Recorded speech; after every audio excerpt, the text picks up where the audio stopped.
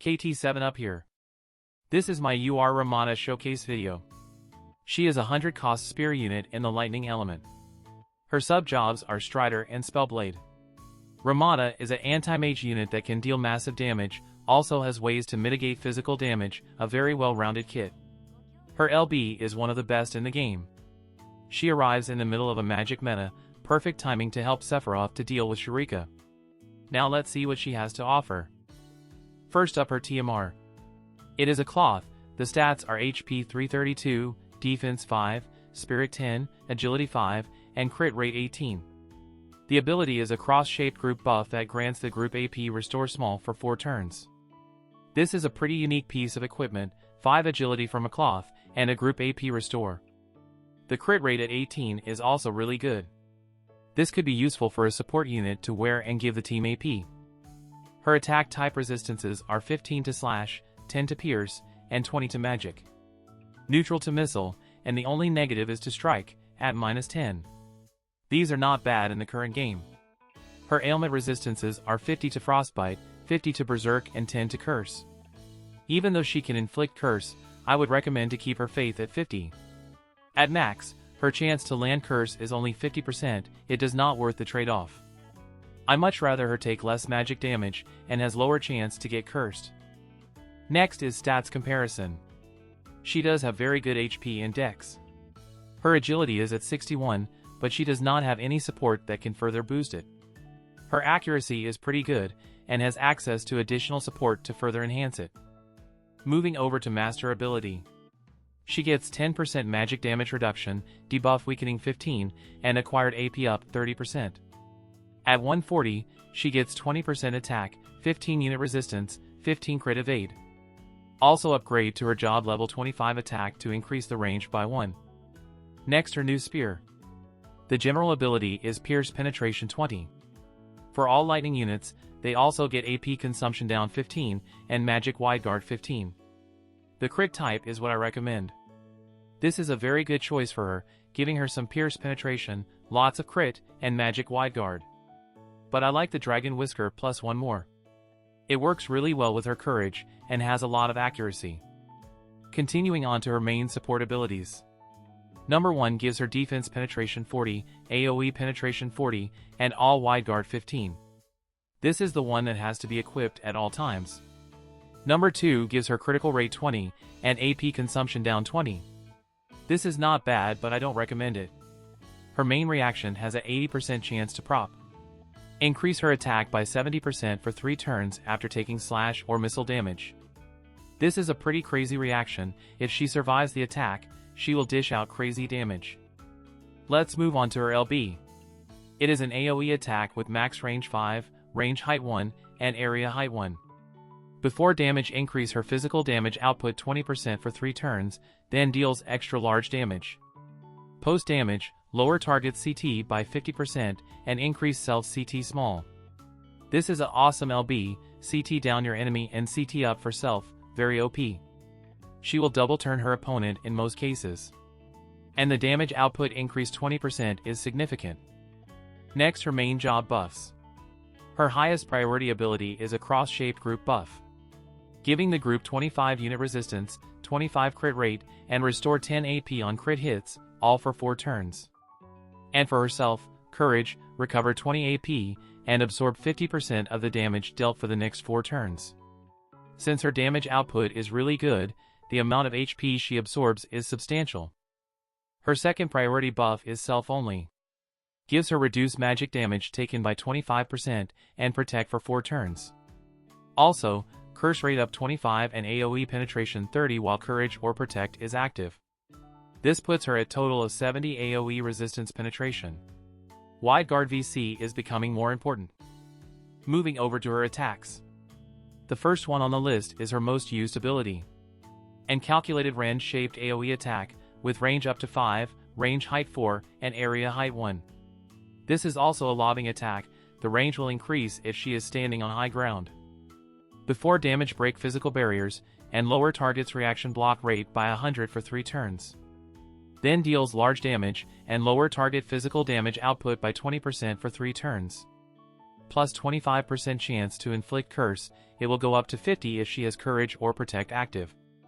The second attack on the list is a 3-hit unit attack with range of 3, range height 1, and the piercing effect.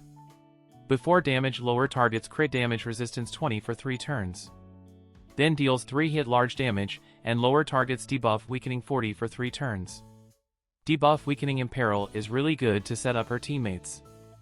The third attack is the low AP ability. A unit attack with range of 2, range height 1, and also has the piercing effect. Deals small damage, and increase CT small for self on critical hits. Nice, she gets to move again soon after finishing an enemy.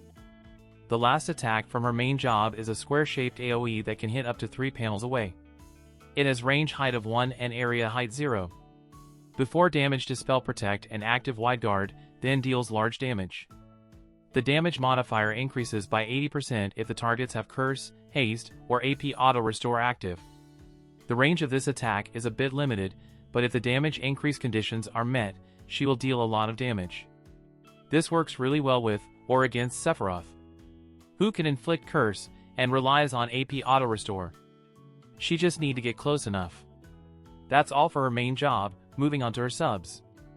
The first ability on her main sub is an AoE TP skill that has 25% chance to inflict doom. The AI will never use this unless she has 0 hit chance against the opponents. The second ability is another triple hit unit attack. Has range of 4 and range height of 1. Deals 3 hit piercing damage and lower target's agility by 20% for 3 turns. Next, her Strider sub. The support ability is Natural Instincts, giving her 25 accuracy and 40 defense penetration. This is the support I recommend for her. Total of 80 defense pen just from supports, and this also has accuracy to help her to deal with semi-evade teams. The reaction ability is Danger Sense. This is not good. The two notable abilities are Call of the Wild for active accuracy buff and Constricting Cleave for chance to land slow. I don't recommend Strider for her at all, the active abilities are just not very good. Next is Spellblade, the sub-job I recommend. The support ability is Precedence of Water, gives her 12% resistance to water and magic. The reaction is Magic Guard. Both are not very good. The two notable abilities are Magic Barrier and Resist Magic. Magic Barrier has the lowest AI priority, it is okay to leave it on. She will use it mid-fight if she has nothing else to do. Resist Magic is a cross-shaped group buff, which could be a little tricky. Her main job, self-buff, has better magic damage mitigation for herself. This ability is mainly to help her teammates to survive magic attack better. Resist Magic has a higher priority than her main job, self-buff, keep that in mind. It is easier to pull off on some maps than others. That's her full kit, moving on to her VC. Before I get into the details, I have to say this is a must-have for Ramada. I skipped it when it first came out but immediately regretted it when the banners are gone. But luckily I pulled it not too long after. Now let's get into why.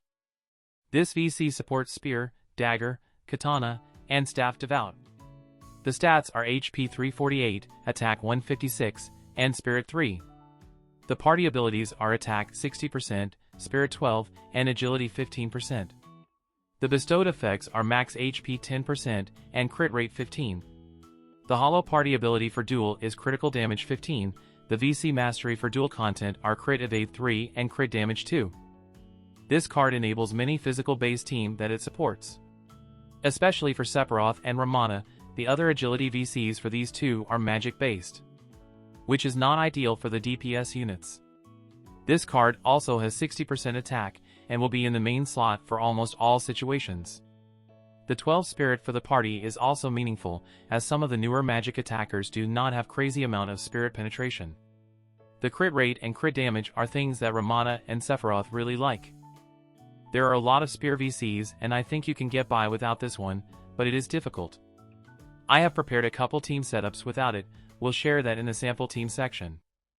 Next is equipments, Espers, and Truststones. If you want to maximize her crit rate, go with her new spear. If you want better accuracy and stable damage, go with the Dragon Whisker +1. In the second slot, I recommend the Gangji Glove +1 for damage cap increase and more firepower. Or Pod 153 for agility, accuracy, and some unit resistance. Alex Ring and Marshmallow Hat for more accuracy. In the TMR slot, go with Agility or Haste.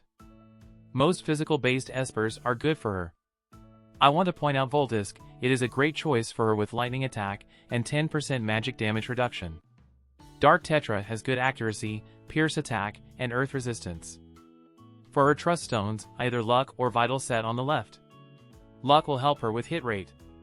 On the right, go with Agility to take full advantage of her LB.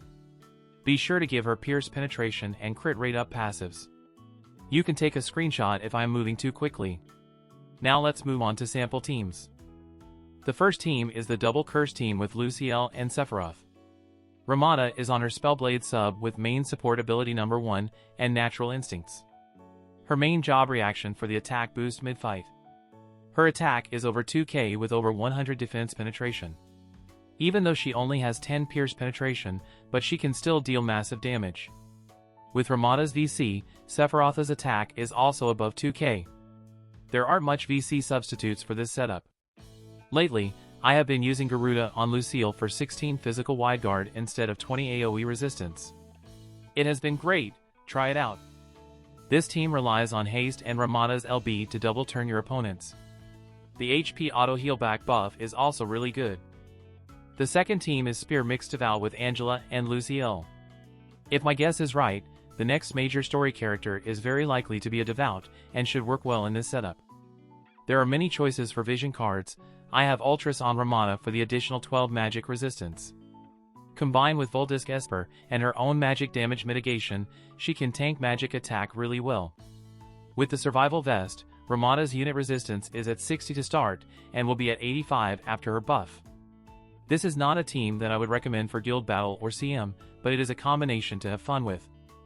The third team is the full Spear team with Elda and Wind Veritas. Much like the Cloud and Seifer combo, this team rely on Keen Blade to chain down the enemy.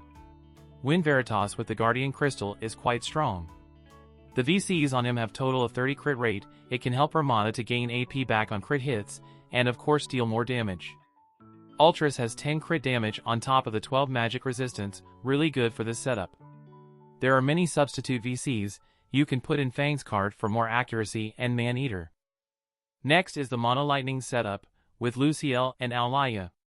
The FMA card supports all 3 units, thus opens up a main VC slot for more firepower. This team is quite competitive even though Alaya does not have next-gen stats. Fang can be the third member, should you want to run a Lightning Pierce duo. Also, to the bottom left of the screen, I have a team featuring Astrius. His long-range barrier break is never out of date, he is also a great unit against magic units. Mono-element teams are starting to make a comeback as more next-gen units are released. Finally, the poor man versions of the Spear Mixed Devout team and Full Spear team. I ran these two teams for a little while before I picked up Ramada's card. They still did okay, especially the Spear team with Keen Blade, they did well. But definitely not as powerful without the newest card. You can play around with these setups then decide whether or not to go for her VC coming up next week. Unfortunately, the Double Curse team with Sephiroth does not really have a poor man version. The main agility card being magic based does not help. Alright, that's it for sample teams, next let's look at some VCs. The Spear group has so many cards, there are a lot of combinations and crossovers. But at the moment, only Kitone and Devout are usable. Veritas of the Bolt should work well with Ramada when she is ready. Now let's move on to my final thoughts, then sample matches. Ramada is a solid unit, worth the 100 cost price tag. She has very high penetration against AoE resistance and defense. Dealing damage isn't a problem for her even without much pierce penetration. Her high damage output plays really well with her damage absorption. Her range height 4 barrier break attack is great on maps with a lot of different terrain. Her LB guarantee hers to lap her opponents and chain on her own. There are some counterplay to Curse, but it is still a great way for her to deal with enemies with self-healing or re-raise. Overall, she is a really strong anti-mage unit that can deal a lot of damage. The combination with Sephiroth and Lucio is really hard to deal with. There are many good teammates for Sephiroth, Ramada is his best physical partner. But she does have some issues. Her longest range is 5, and the shapes of those two abilities are not the best. Unlike other shorter range units such as Ashen King and Shurecca, Ramada doesn't have select multiple target attacks that can hit in all directions. She could also run into AP issues if the fight lasts too long or she does not land multiple crit hits during her first few turns. I think she is an above average unit that is not a must pull for everyone. If you are a fan of her, go for it, you won't be disappointed. She is a true powerhouse. Make sure to give her VC a strong consideration if you do decide to pick her up. The difference is very noticeable. Now let's go to some sample matches. The first match of the day is the double curse team against a next-gen mono fire team with Sephiroth, Resnick, and Crimson Wizard.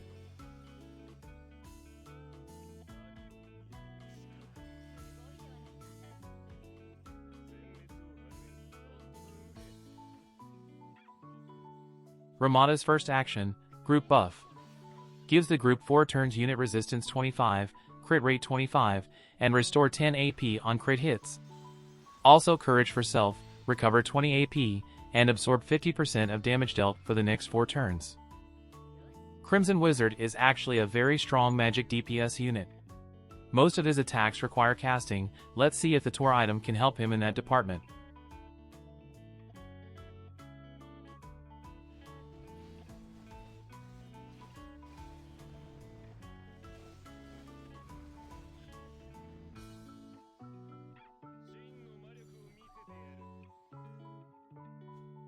Second action, Self Buff. Reduce magic damage taken by 25% and protect for 4 turns. Increase her chance to land curse by 25 and increase her AoE penetration by 30 while Courage or Protect is active. Now she goes in for her square-shaped AoE attack. Before damage Dispel Protect and active Wide Guard. Deals large damage and increase modifier by 80% if target has Curse, Haste, or AP Auto Restore active. Sephiroth has AP Auto Restore.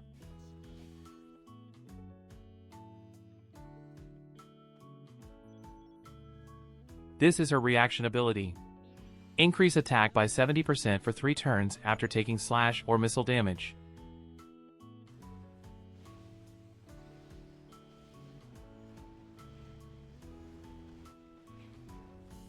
Ramada took those attacks quite well.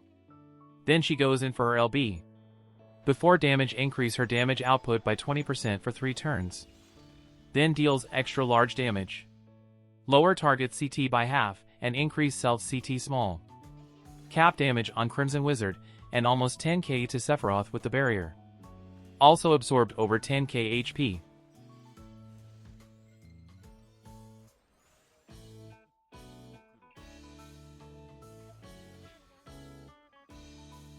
Now she is going for a triple hit attack. Before damage lower target's crit damage resistance by 20 for 3 turns. Then deals 3 hit large damage and lower target's debuff weakening by 40 for 3 turns. She then continued to her calculated wrench-shaped AoE attack. Breaks physical barriers, lower target's reaction rate by 100 for 3 turns. Then deals large damage and lower target's physical damage output by 20% for 3 turns. And 25% chance to inflict curse. She is now out of AP. This is one of her problems in longer matches, which happens quite often with all these healers around.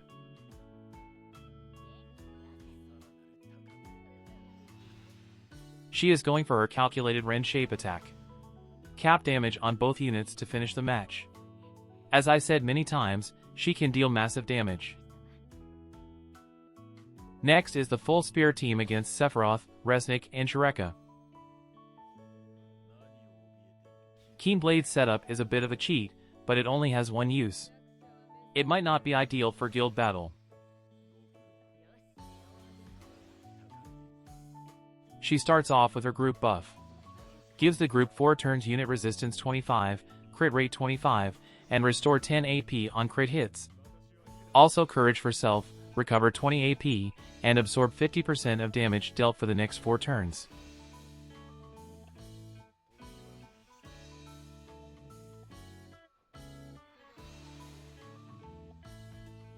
Self-buff on second turn. Reduce magic damage taken by 25% and protect for 4 turns. Increase her chance to land curse by 25 and increase her AoE penetration by 30 while Courage or Protect is active. This time she starts off with her LB. Before damage, increase her damage output by 20% for 3 turns. Then deals extra large damage. Lower target CT by half, and increase self CT small.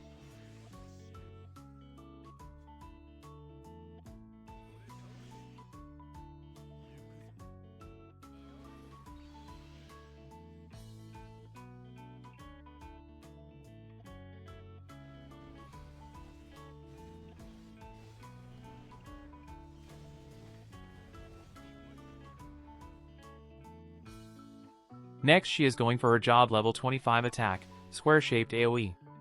Before damage Dispel Protect and active Wide Guard. Deals large damage and increase modifier if target has Curse, Haste or AP Auto Restore active.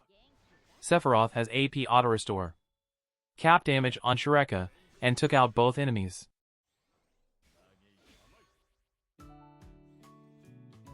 Now her calculated range-shaped physical barrier break AoE attack. Lower target's reaction rate by 100 for 3 turns. Then deals large damage, and lower target's physical damage output by 20% for 3 turns. And 25% chance to inflict Curse. Thus she uses her triple hit to take out Resnick for the first time.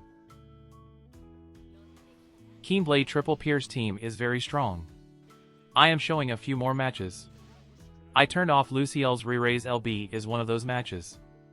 For those that are tired of the current meta units, I think Ramada is a breath of fresh air. If you are pulling for her, good luck. That's all I have for today. Thank you for watching. Have a good one.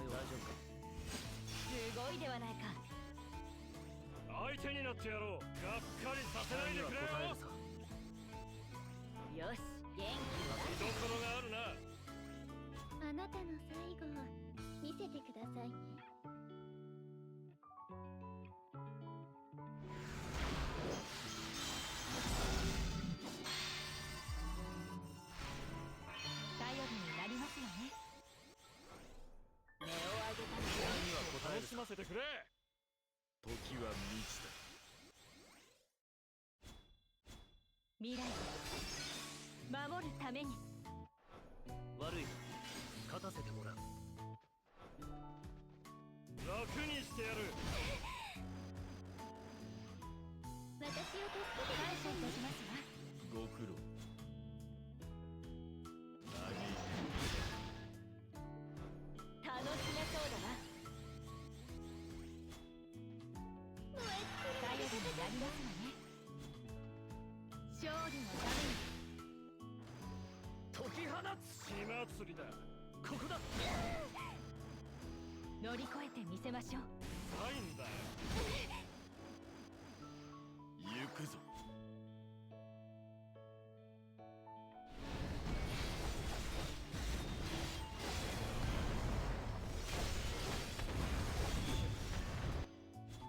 終わらせましょう。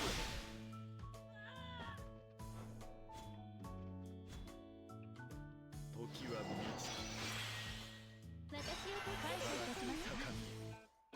元気出せ。勝利のために。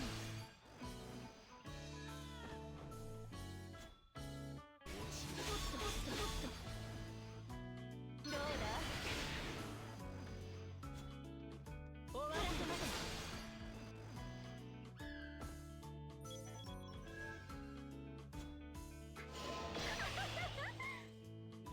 消え去れ。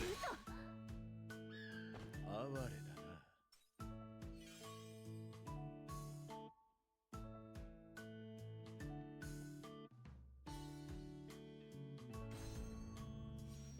何を怯えている力。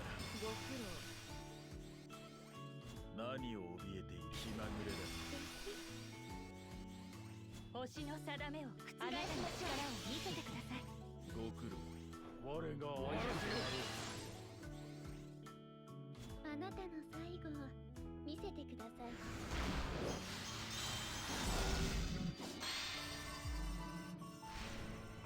頼りになりますよね。弱者は滅死には定めは。高みへ。時は満ちた。行くぞ。乗り越えてみせましょう。燃え尽きるまで感謝いたしますわ。ご苦労。限界を超える。見守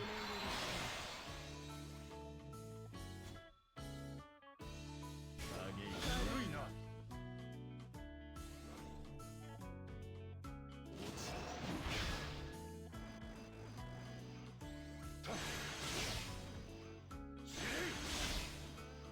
未来を守るために。私を頼りになります高みへ。よね。時は満ちた。笑わせる。笑わせる。嘆いて。